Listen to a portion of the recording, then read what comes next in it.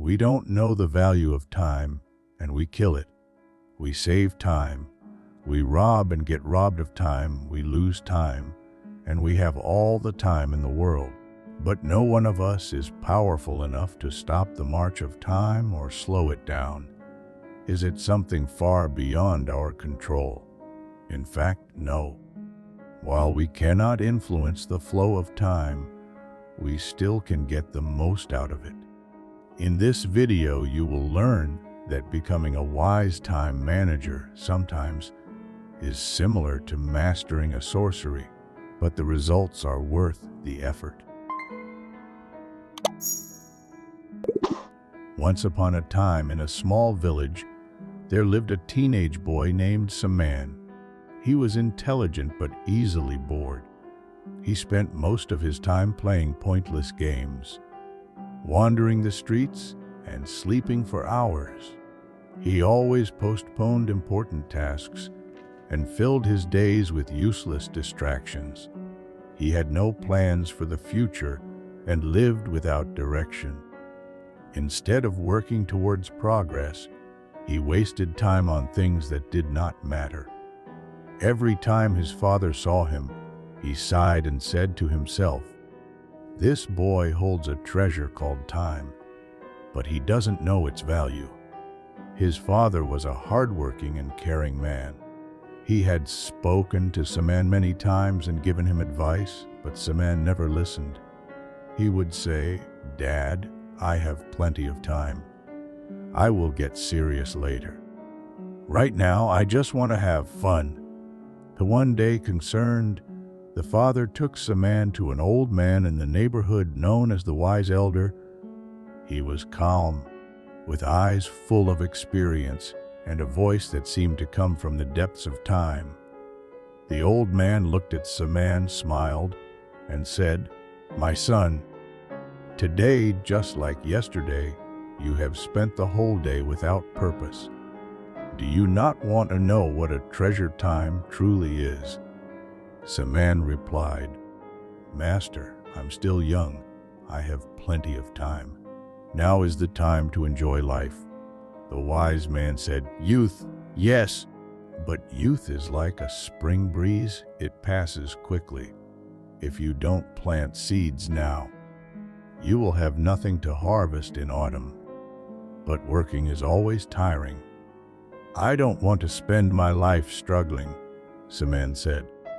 The elder replied, "Today's effort brings tomorrow's comfort. If you waste your time on games and distractions, you'll regret the lost opportunities." "So I have to work all the time?" asked Fisherman. "No, my son. Life requires balance. But if you have no goal, you are like a boat drifting at sea without wind or a rudder. Every wave will push you in a different direction." "Then what should I do, Master? Where should I start?" "Start with a simple decision. Each day, spend some time learning, some time working, and some time thinking. Treat time like diamonds, not like flowing sand. Let me tell you a story. Perhaps you will find something in it." Fisherman sat down reluctantly, but the old man's calm, deep voice gradually captured his heart. In a small village by the sea lived an old fisherman named Saber.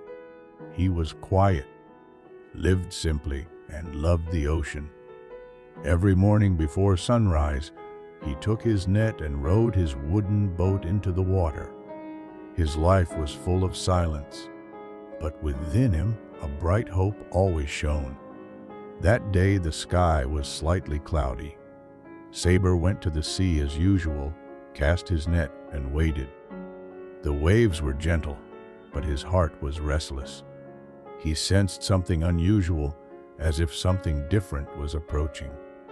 An hour passed. He pulled up the net. There were few fish, but something heavy sparkled among them, a gray old but heavy bag. Curious, he picked it up. As he shook it, he heard the sound of small stones clinking together. He thought, perhaps someone lost their belongings. or perhaps it is just worthless rocks. The sun had set. Saber returned to shore and placed the bag beside his small fire.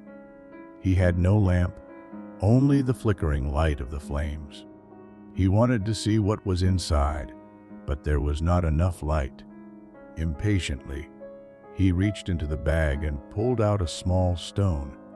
It was cold, smooth, and slightly shiny. In the dark, however, it looked like an ordinary rock. With a bitter laugh, he said, "Who throws a bag of stones into the sea?" and tossed it into the water. The sound of it hitting the water felt like something breaking inside him, but he did not notice. He picked up another just as meaningless and threw it away. He continued, tossing stone after stone into the sea. Sometimes he joked, "Perhaps these are the fish's wishes," until only one stone remained.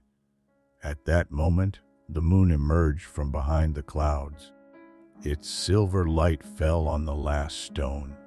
Saber looked at it and gasped.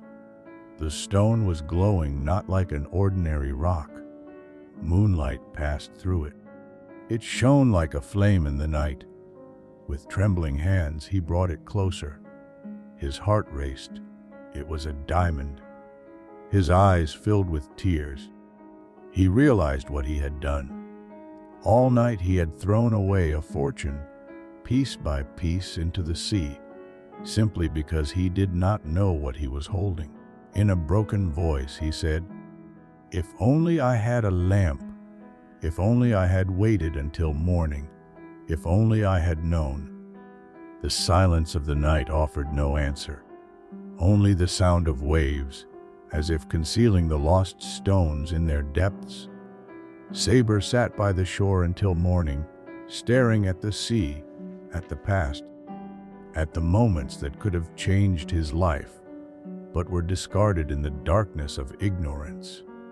When morning came, he hugged the empty bag, held the last diamond tightly in his hand, and softly said, "In life, sometimes we hold things that are priceless, but we do not know their worth. If we make decisions in the dark, we might lose everything except the regret that stays with us forever."